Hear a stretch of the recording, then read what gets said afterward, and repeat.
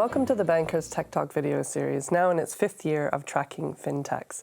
You can watch all previous episodes on thebanker.com/techtalks. I'm Joy Macknight, Managing Editor at The Banker, and my guest this week is Tim Sievers, CEO and founder of Deposit Solutions, an open banking platform for deposits connecting banks and depositors. Tim, thanks so much for joining me today. Thanks for having me, Joy. So how is Deposit Solutions really transforming the market? Yeah, it's like you said, we bring open banking into the product category of deposits. So deposits being simple savings products, that means overnight accounts, fixed term accounts and notice accounts for customers, for bank customers, simple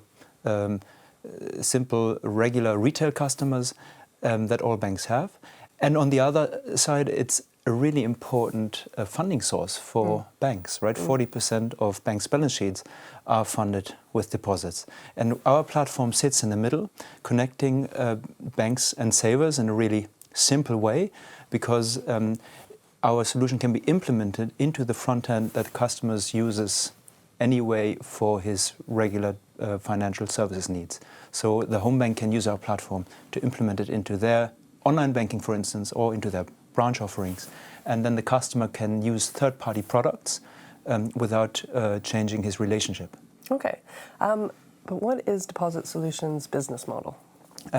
So for the product providers on our platform, the deposit-taking banks, as I said, this is an important funding source. So the alternative for them would be to set up their own retail branches or their own direct online platform to source deposit funding.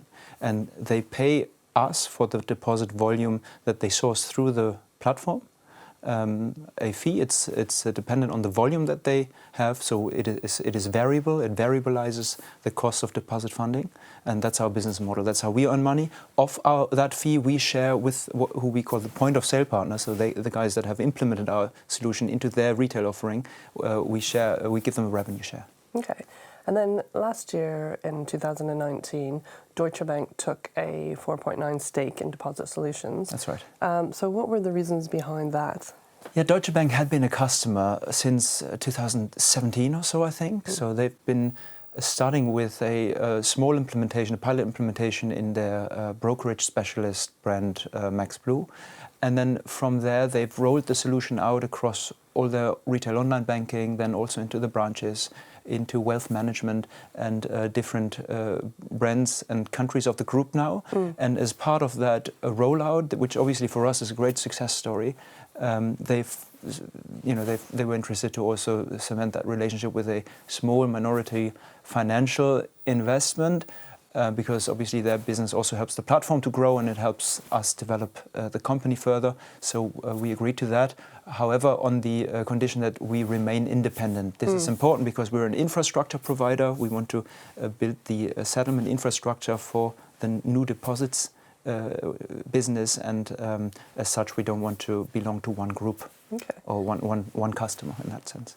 So how do you think open banking is really going to transform the financial services industry in the future? Yeah, so this is, I think, an interesting one, and it's quite exciting because it's all happening now, right? So I guess in the UK, open banking often is viewed as as sort of synonymous with PSD2, and that's exciting because it's just been implemented and there are lots of applications around, and the question is, what will make it to scale and how will it all work out? But then there is the second pillar of open banking, which is open architecture.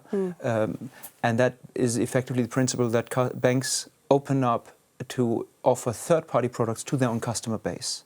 And this has been around much longer, since the 70s, I think, with mutual funds and then mortgage loans in some countries, like Germany, for instance.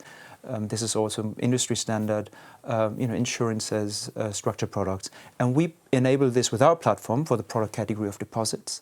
And I think open architecture serves as a good example because it's already happening at scale. It shows how the user experience can be transformed through open banking for the customer.